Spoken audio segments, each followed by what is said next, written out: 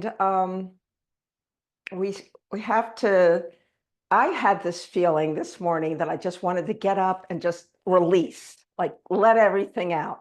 So I don't know how you're feeling, but if you don't mind doing lion's breath, let's go ahead and release something just with like this, it's almost like a screaming breath. Hopefully you're in a place where you can just let it out. But I just had this feeling like I needed to let things out.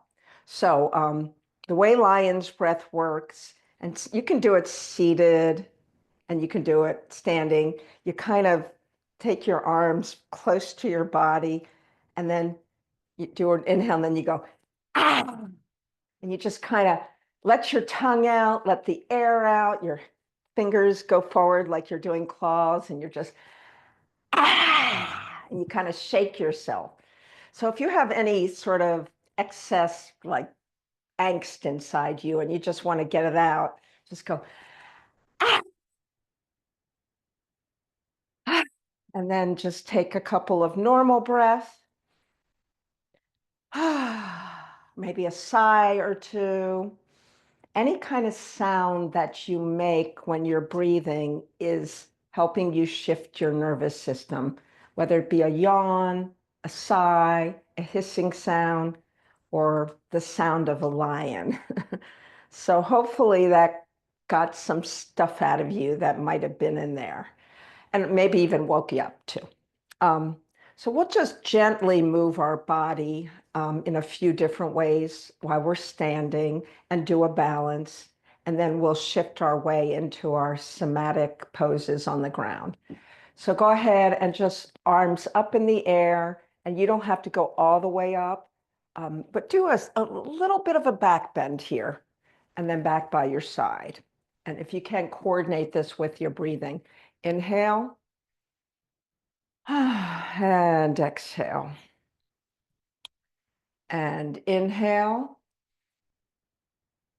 And exhale. Let's go ahead and draw the arms forward this time, doing a similar action. Inhale, and then come around and exhale. Inhale, lifting it in front, come around and exhale. One more time. Inhale, and gently come around and exhale. And then widen your stand a little bit, and we'll do circles with our arms. Inhaling and exhaling. Just opening up the body, waking things up. This doesn't have to be fast. It doesn't have to be big. We're just trying to get things moving. Let's go the other way. Inhaling and exhaling. Inhaling and exhaling. Now take your hands and place them on your thighs and start to move the spine in a standing cat-cow. So once again, you be the judge of how much movement your body wants to do at this point. It could be a little bit, it could be a lot. Just see if you can start waking up the spine.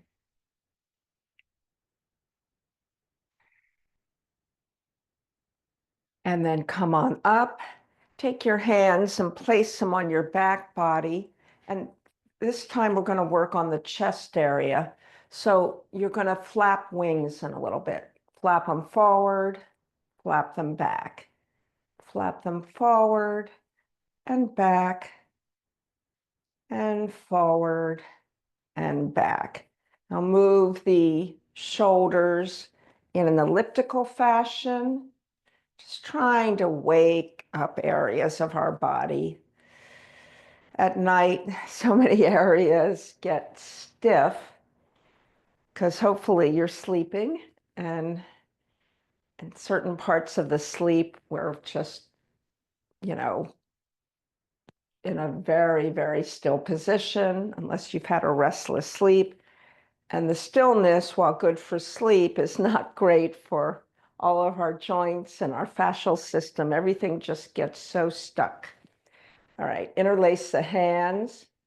Notice which thumb is on top. Draw elbows together, wrists are together. Press elbows apart, press wrists apart. Turn hands inside out. Now, as you lift this over your head, twist gently to one side and drop an arm behind you. Come back, start again. Put the other thumb on top. Press wrists and elbows toward each other. Press elbows away first, then wrists. Turn hands inside out. Very, very gently twist to one side and circle and shake that out. So let's start to maneuver our hips a little bit. Your hands can be on the hips if that helps guide you.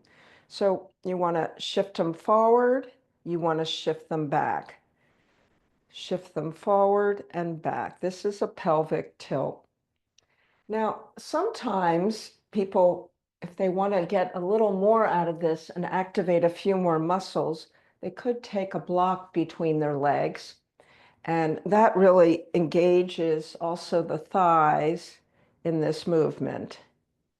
Shifting and back, and the whole pelvic floor gets a little more engaged.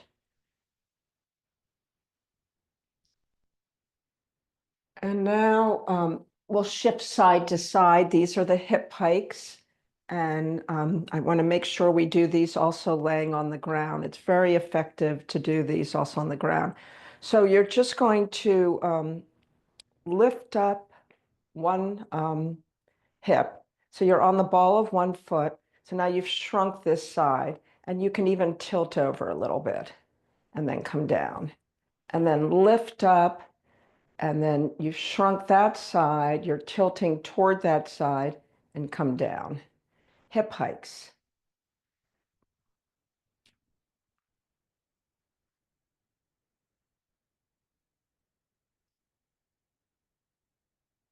So if you have a chair, or you like to use a chair for this next little series, you could grab one.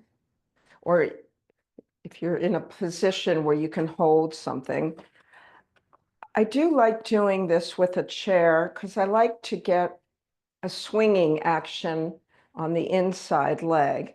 So we are shortening the hip flexor first by bending the knee up, lengthening it by letting it go behind.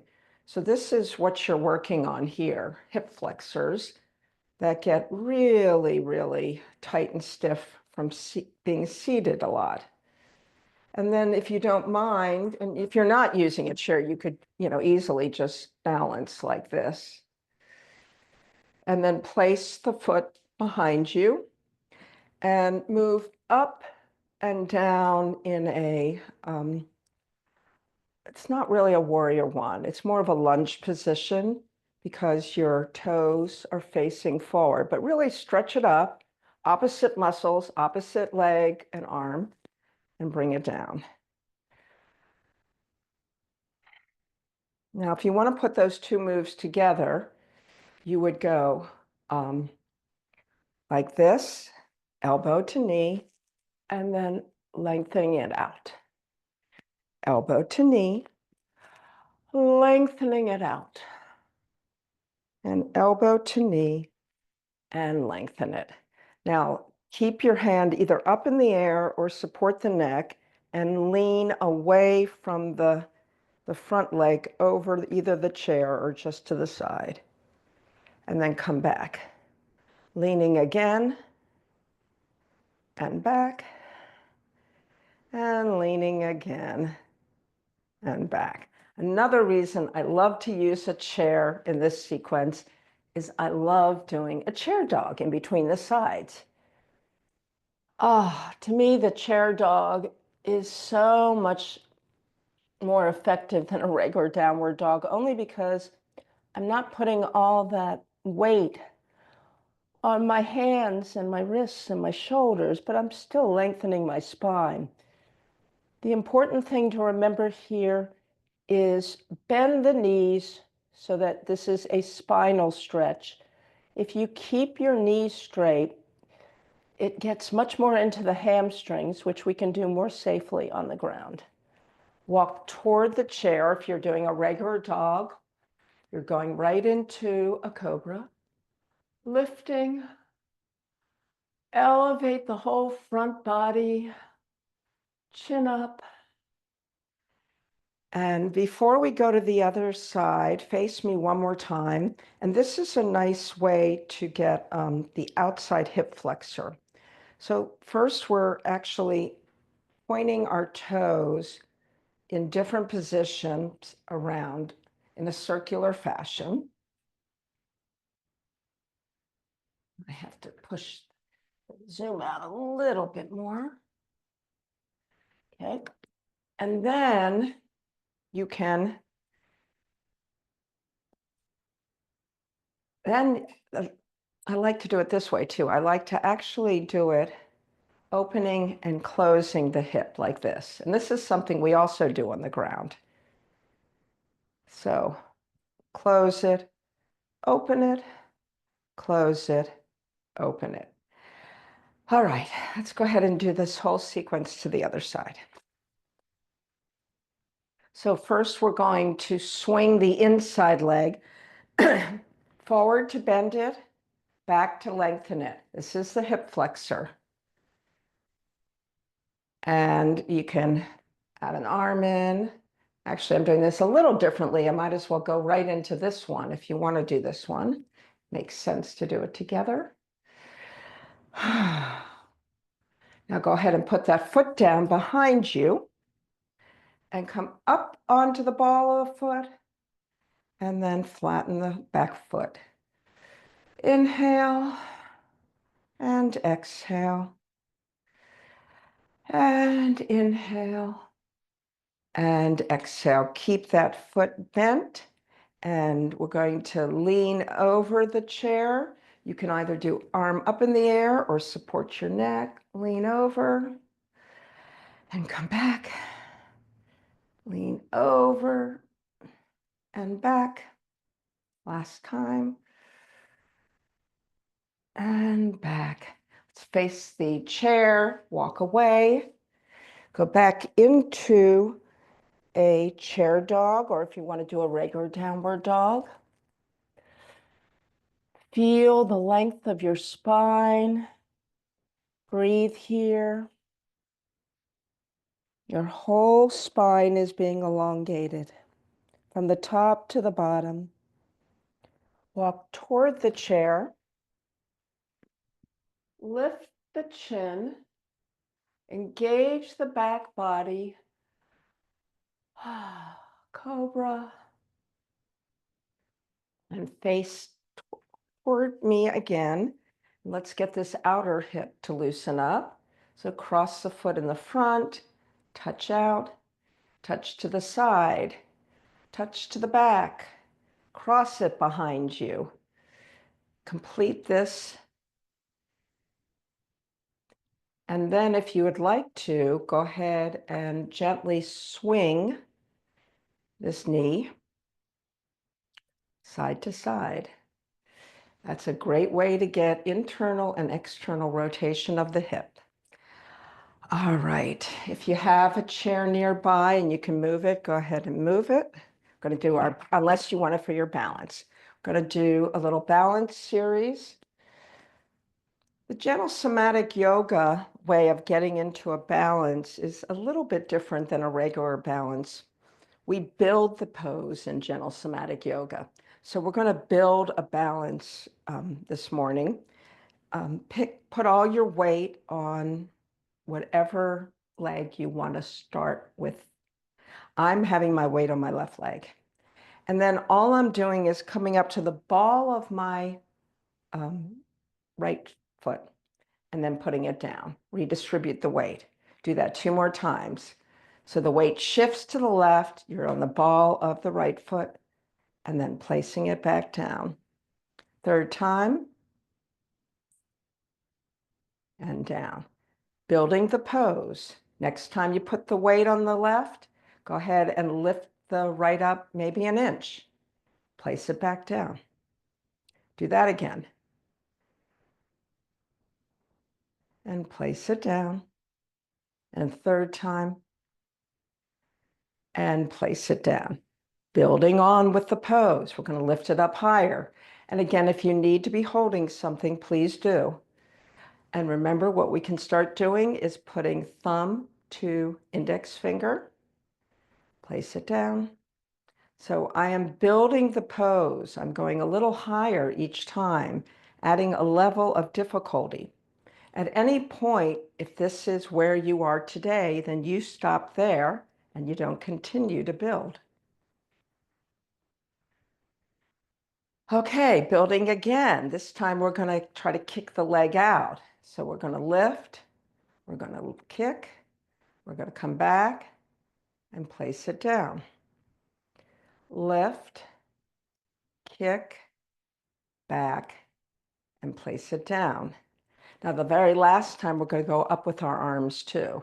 So lift, kick out, hold for counter 2, 3, 4, 5, 6, 7, 8, 9, 10. Let's release it all, release both legs. Do something that feels neutralizing. Maybe it's a forward fold, maybe it's walking around your room, maybe it's just bending and straightening the knees. And of course that sigh to make sure our nervous system is still in a relaxed state. Okay, let's move to the other side. Build the balance pose. Place all the weight on your other leg. This time for me, it's right, just up to the ball of my foot of my left. Redistribute the weight. Do this another time. And redistribute. And last time. And soften. Adding on. Take your thumb to your index finger. Lift up the foot. Release the foot to the ground and make sure you're recentered. All weight on the one foot, lift it up, and let it go. Last time like this, lift it up, and let it go. Adding on, lift it up a little higher maybe. Breathing, let it go. Make sure your weight has redistributed and you're relaxing in between. This is signaling to the nervous system that this is safe to do. One more time like this. And let it go. We're going to kick the leg out now if you want to go to this next step. And kick, come back, release, and let it down. And kick, and back, release, and let it down. Last time. Release, and let it down. Okay, we'll put it all together just for one time and see if we can hold a little bit. Arms up, the kick out, breathing, smiling. Ooh, takes a lot of muscular action. And let it go. If your legs need a rub down from this work or bending and straightening, give your body what it needs. You're rewarding yourself for accomplishing it and doing some work here. All right, we're done with all of our standing positions. And we're going to move down to the ground now. So spread out your blanket so that you have it available for all the sliding that we do when we're completely on the ground. But I think we'll do a mudra practice. So any sort of seated position that you're comfortable in.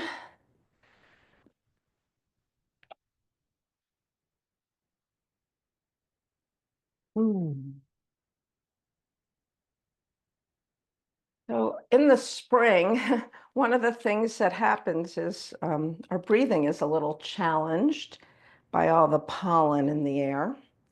So I thought I would do Brahmari, which is the bee's breath, which is also great for reducing anxiety, but it's also wonderful for allergies. Just get to the page.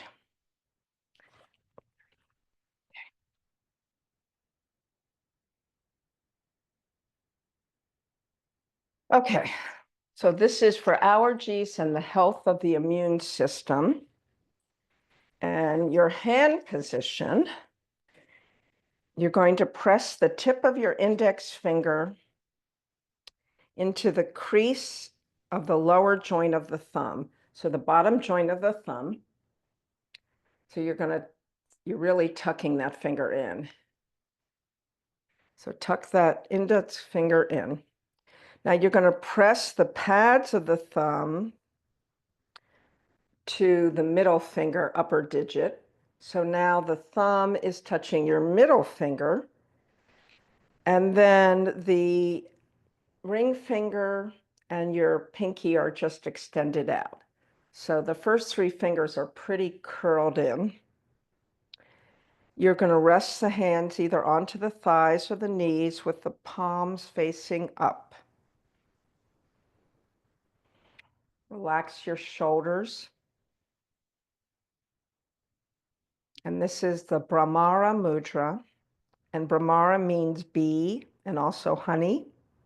And the Brahmara mudra is a gesture traditionally recommended for allergies and the health of the immune system.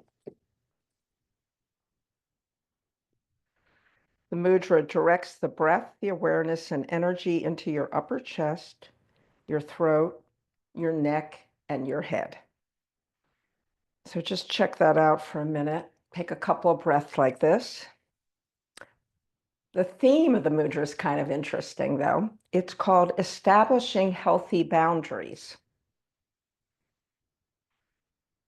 So as you are breathing like this, maybe there's a healthy boundary you need to establish, whether it be physically, emotionally.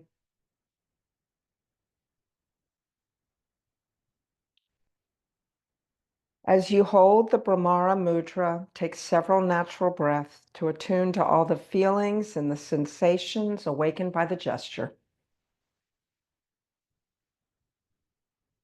Take several breaths, enough time to notice that your breath is being gently directed into the upper chest, the neck, and the head,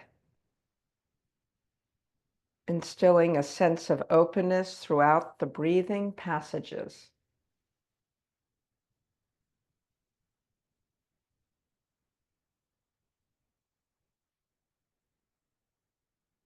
As your air passages open, your breath flows through both nostrils more freely. Notice how you're getting a little more comfort and ease by having this free flow of breath.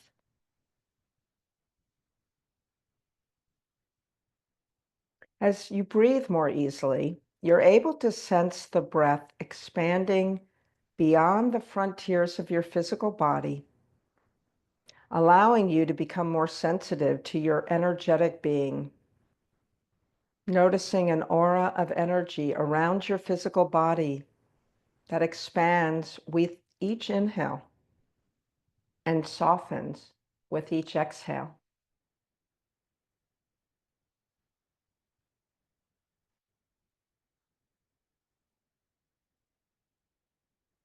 Take several breaths to sense the expansion and softening of your subtle boundaries. Visualize their color and shape. Sense the aura of protective energy, which is flexible and dependent on how you perceive yourself and your surroundings.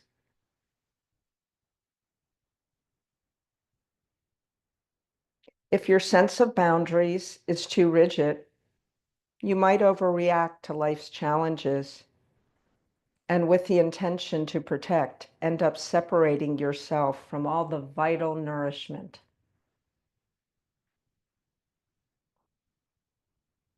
However, if your boundaries are too porous, you lose the ability to distinguish me from not me.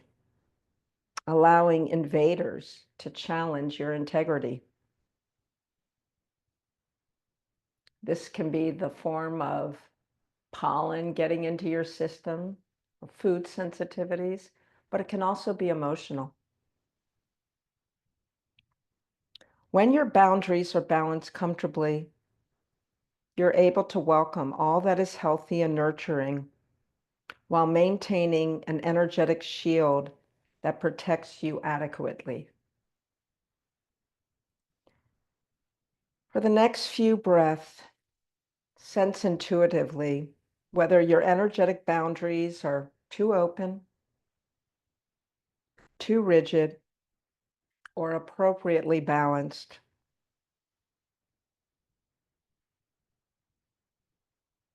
Now envision the changes you could make in your relationships and activities that would support greater balance in your energetic boundaries.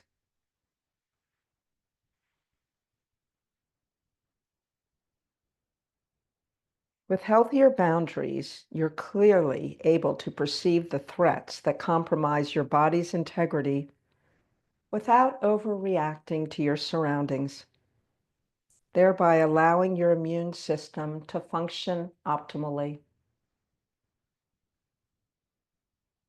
With optimal immunity, you find a natural balance of giving and receiving, taking in the vital nourishment while filtering out anything that could challenge your body's integrity.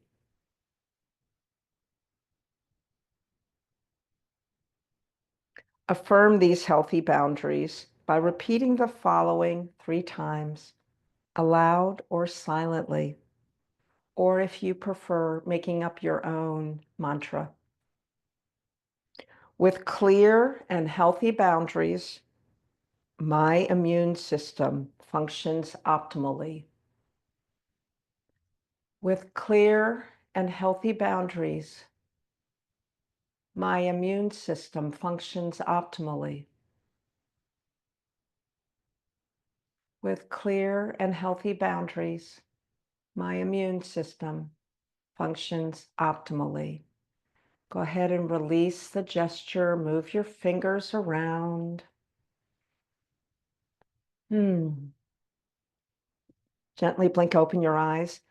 Since we did the Brahmari mudra, I thought it might be nice before we start movement again to do the Brahmari breath. Now, don't forget the Brahmari breath, while it's very good for opening your sinuses, is primarily a breath practice used to help deal with anxiety or panic attacks or something totally stressing you out. So the way you would do this is you would seal off your ears with your thumbs, and then you would cover your eyes with your other fingers, and literally you're making a buzzing sound. Now you can do this throughout the inhale and the exhale, or just do it on the exhale. So you could breathe in and just go.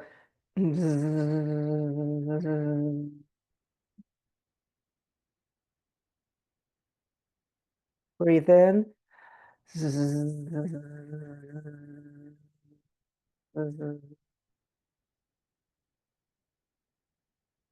Breathe in.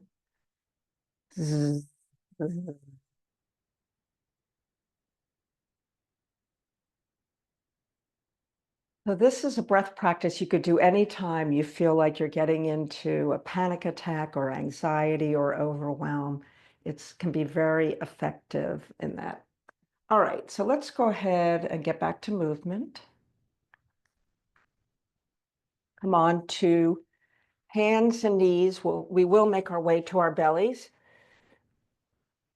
Um, from hands and knees, you might just shift slowly back and forth.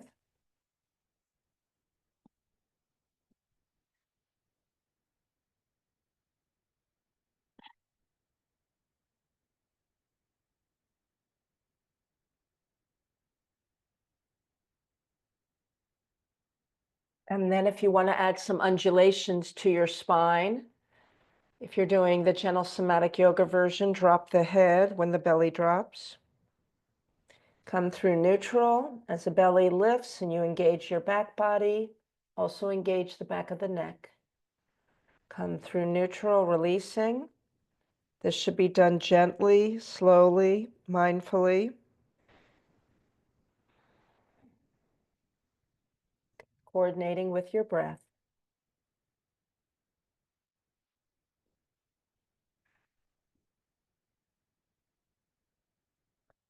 And then go ahead and widen the knees a little bit. Your toes can either be tucked or flat on the ground, and slowly push all the way back. For a moment, make a pillow or just lay your head on something. The butt can be up in the air for puppy pose or down towards your legs. And breathing. Breathe into your back body for a moment, letting it expand horizontally. The more breath practices you have in your repertoire, the more able you are to navigate any respiratory illnesses that should pop up in the spring. All right, let's gently make our way to our bellies. Take your time. Okay.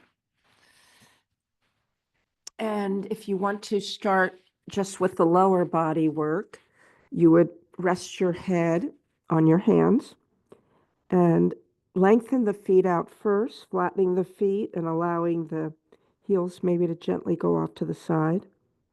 Then engaging the feet by tucking in the toes, engaging the backs of the legs. So the engagement should go all the way up through your lower spine.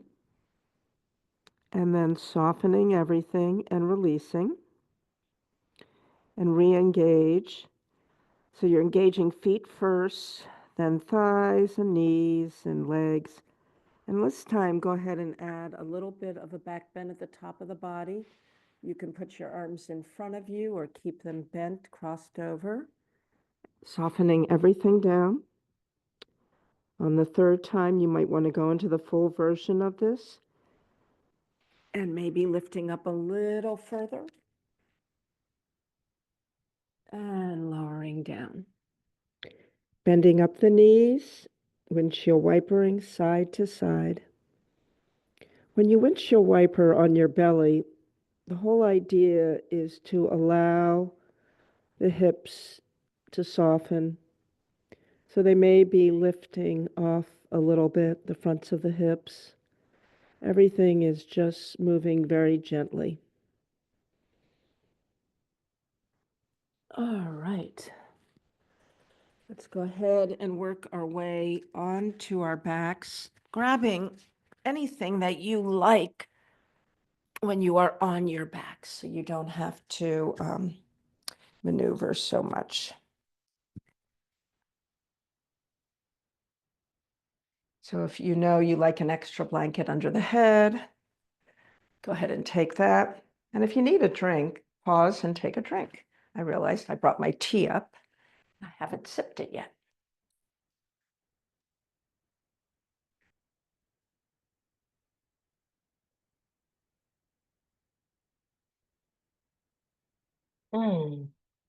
Let's take a few moments to scan as we are laying on our backs.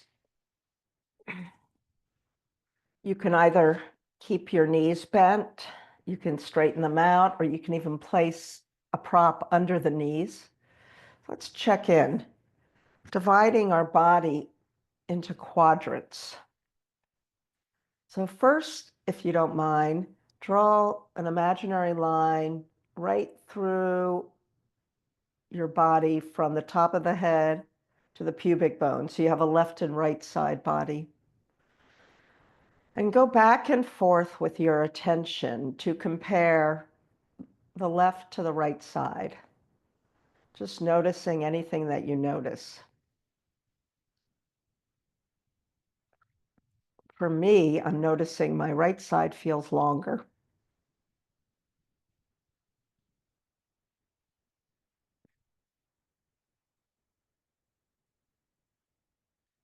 notice things like if you feel heavier on one side, like you're touching the ground with a little more discomfort on one side, or if even a hip is a different height from one side to the next.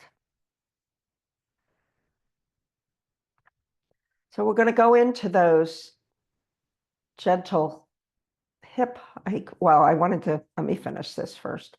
Okay, so we divided it left to right. We should divide it now top to bottom. So now you have a line right through your waist. So do you feel the back top more on the ground than the bottom? Is there more comfort?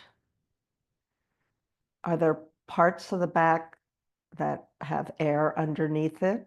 We should all have some sort of curve back there. Some of us have a more exaggerated curve. Okay, lastly, we've got a line that goes all the way separating our front from our back. And in this case, really, maybe you're looking at things like breath. Do you feel the breath in the back body or the front? How about your organs? Can you notice your organ system?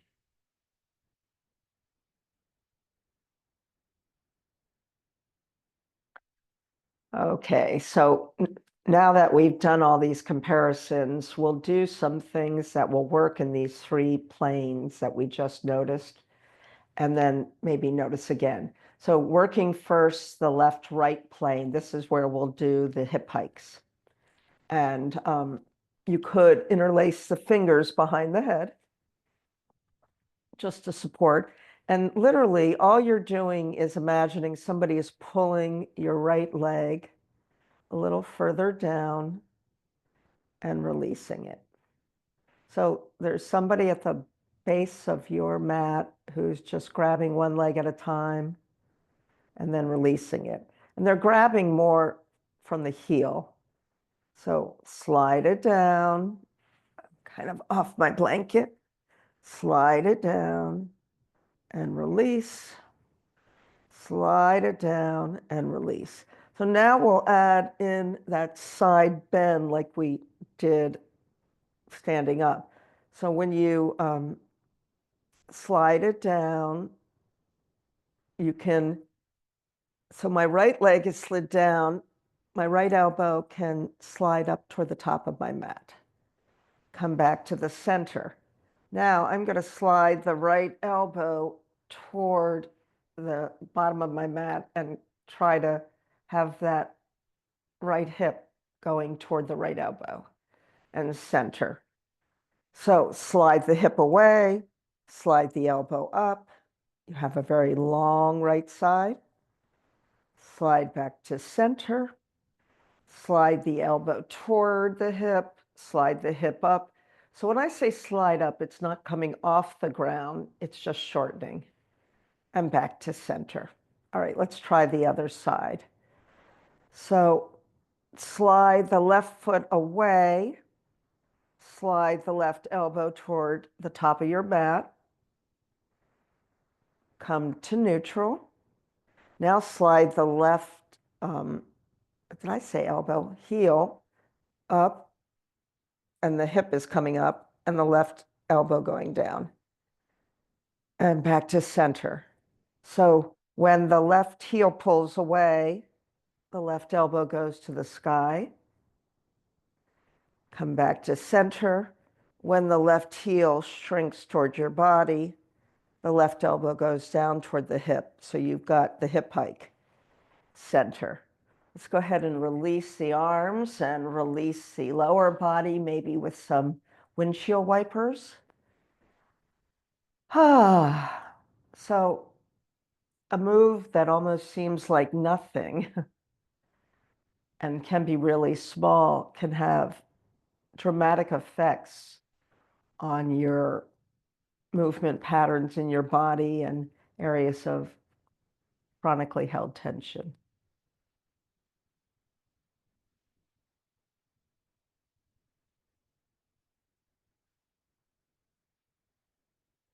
All right, let's stretch out just for a moment and see if we notice anything different between the right and left sides of our body, that plane that we cut by a line right in the center. Mine is feeling a lot more even between the right and left sides. Okay, so now top and bottom of the body, the way we accomplish this is through bending our knees and doing some pelvic tilts with the arms involved by clasping under your head. So let's just start as if you are a rocking chair, rocking your lower part of your body forward and back. This can be a really small move, depending on how old your rocking chair is. Or you can even visualize this as a swing.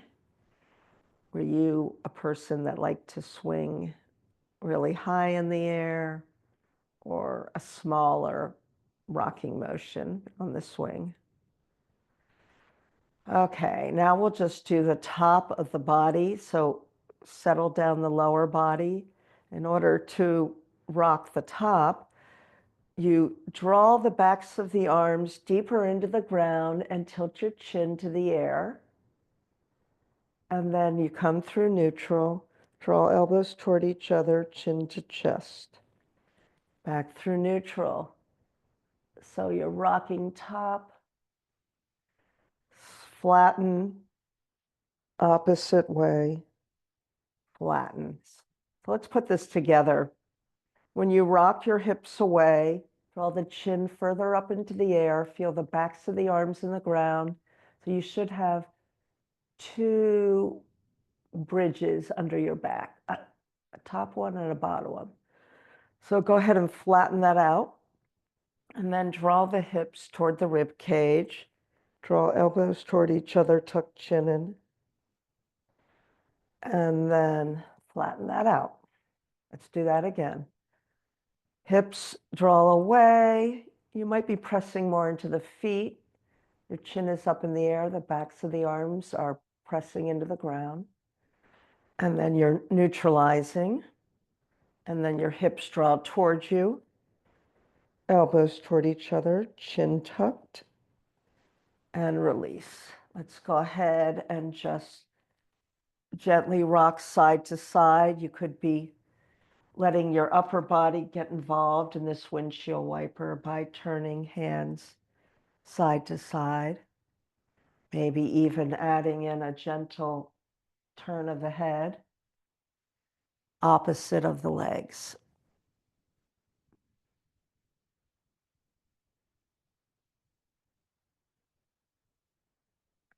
Okay. Let's check in and see how our upper versus lower body is feeling now. Another check-in.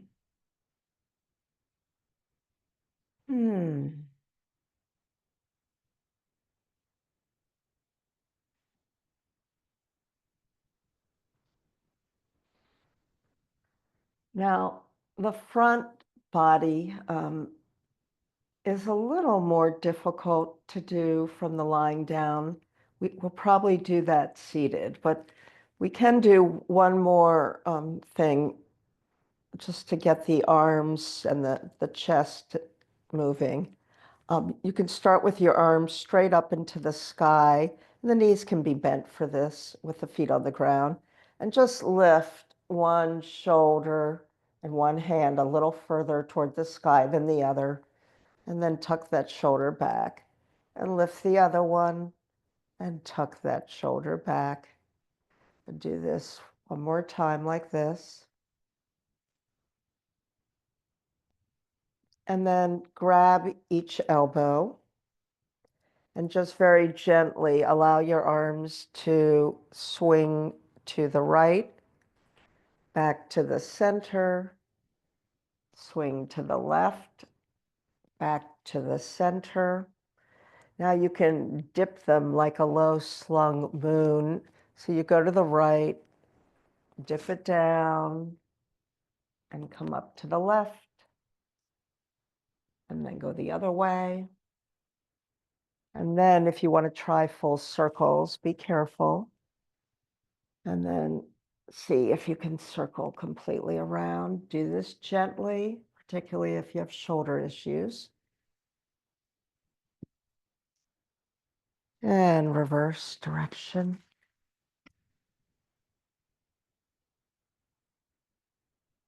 Go ahead and release the arms. If you're comfortable releasing them over your head, laying them on the ground, you can do a windshield wiper and lengthen the opposite arm along the ground.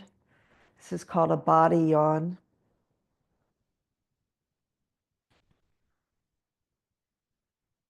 Yawning out all the tension. Now, there's one more thing we'll do on our backs before we come to seated, and that's working our legs just a little bit more. You can either straighten the leg you're not working or keep it bent. Let's lift and lower. When you're lifting, go ahead and point the toes. When you're lowering, flex. This is a sciatica releasing move. If you have sciatica, you are going to want to keep the other leg bent when you're doing this. This is called nerve flossing.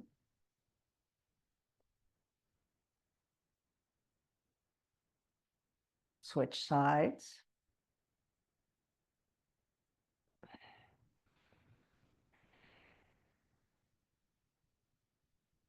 Once again, if you have sciatica, the other leg should not be straight out on the ground. It should be bent with a foot on the ground to keep your low back safer.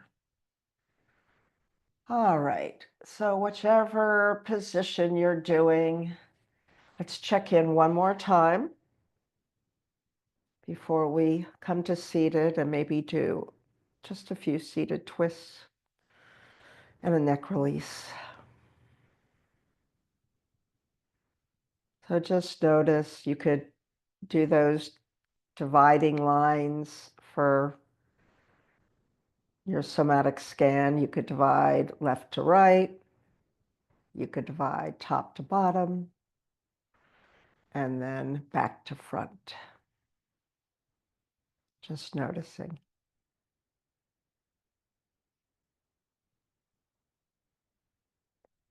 So gently roll to your side, pushing up in a way that your head comes up last. You're not shocking your system at all or undoing all the good that we've done. And if you can sit with one leg forward and one leg back, if you're mirroring me, you would have your left leg forward. And let's just go into a twist. Eyes can be opened the first time. And when you release, soften back. You might even let this knee come up. And the next 3 times, you'll keep your eyes closed as you twist. So you're engaging and disengaging muscles. Feeling, sensing.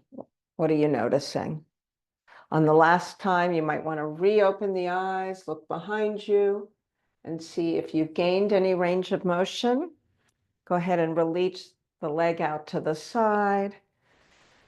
Bend forward just briefly. Let it go. Go toward that leg and come up. Hands behind back, fingers pointed away. Windshield wiper.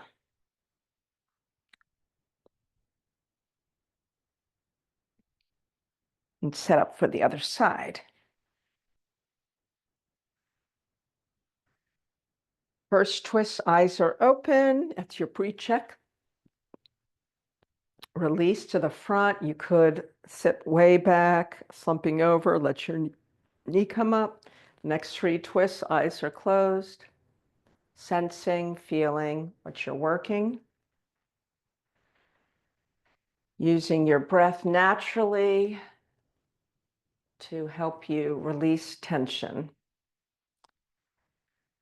And the last time, open your eyes again and see if you've been able to gain some range of motion.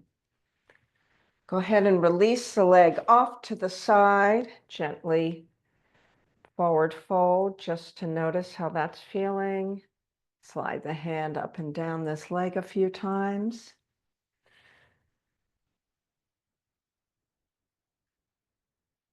And place hands behind your back, fingers pointed away, maybe windshield wipering. Maybe drawing the back body open as your legs open, and then tucking everything in. So we do a lot of this oppositional movement to make sure there's balance in our muscles and balance in the way our body moves, not just working one direction, but all vectors. All right, I promised you a neck release, so we'll do our neck release. And then if you want to, you can lay back down or stay seated for our final guided Shavasana. So start with sitting in a position with knees up in the air, feet on the ground. If you can reach your hands around the legs, go ahead. If you can't, don't worry about it.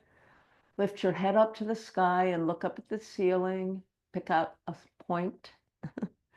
Place hands behind the back, fingers pointed away. Slide a foot about 6 to 8 inches forward. Lift up on the heel, curl the toes forward. Release toes, flatten foot, slide the foot back, lift up the toes. Do this 2 more times.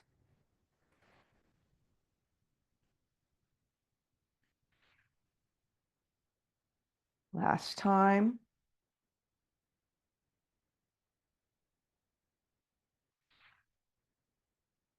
Do the other foot. Notice any differences you notice in the ability of the foot to be maneuverable. Like I'm noticing my right toes, I don't have quite as much ability to do some, lifting and lowering with them. After the 3rd time, let's go ahead and flap all the toes as if we're playing piano. Release hands from behind your back, look up, and see if you've gotten some sort of neck release. So find your way into whatever position you'd like to end class in, whether it's back on the ground, lying down, or staying seated. Whatever position you get in, go ahead and take a moment or two to check in. Just notice what feels different than the beginning of class. Maybe you don't feel like you have to do a lion's breath now. I feel a lot calmer. I feel a lot less angst in my body and mind and heart.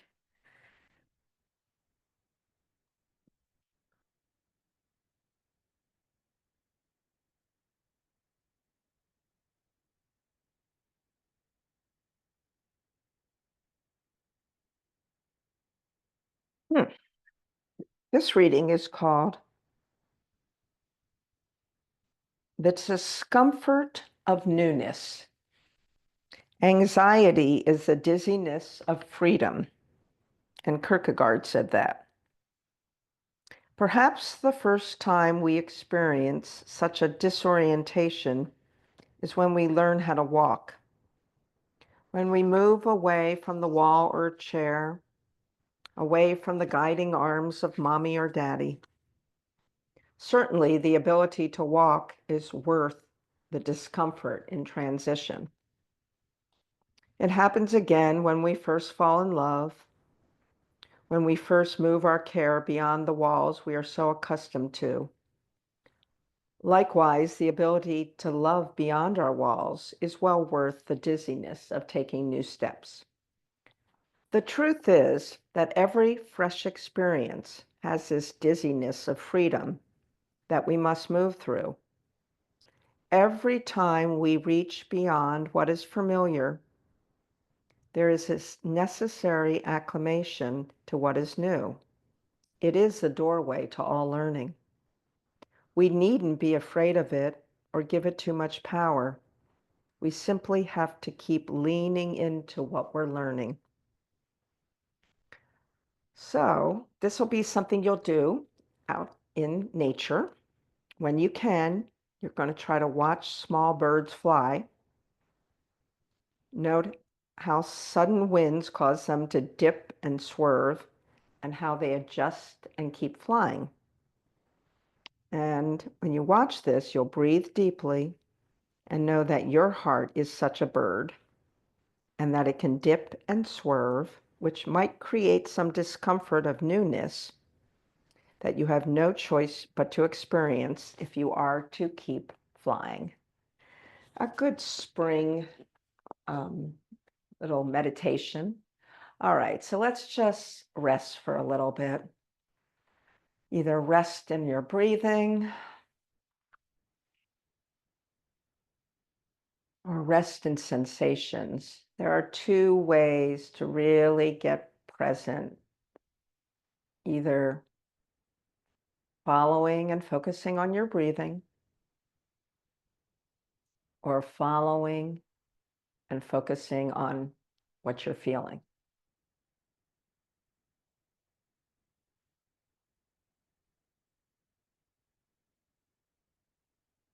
So stay present to whatever you're noticing. A lot of us have difficulty in staying present to what we're feeling because sometimes we come across discomfort, whether physical or emotional. And so we're wanting to not notice. But see if you can just stick with it. And if it gets too difficult, just go back to your breath.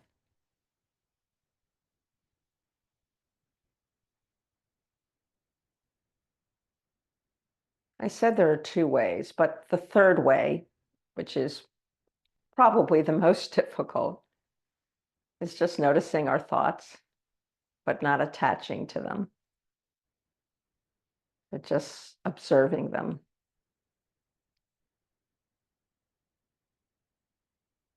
Most of us get carried away by our thoughts.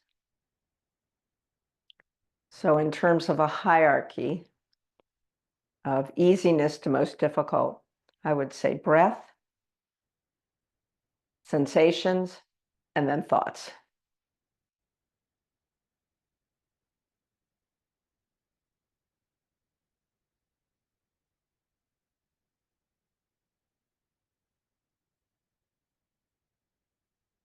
All right. So take your time. If you're laying down, start to wiggle fingers and toes and gently find your way to seated.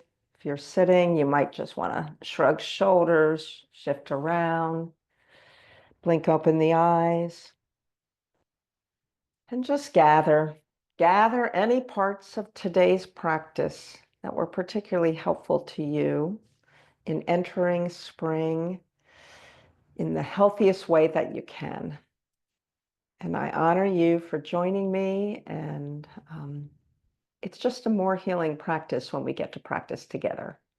Namaste.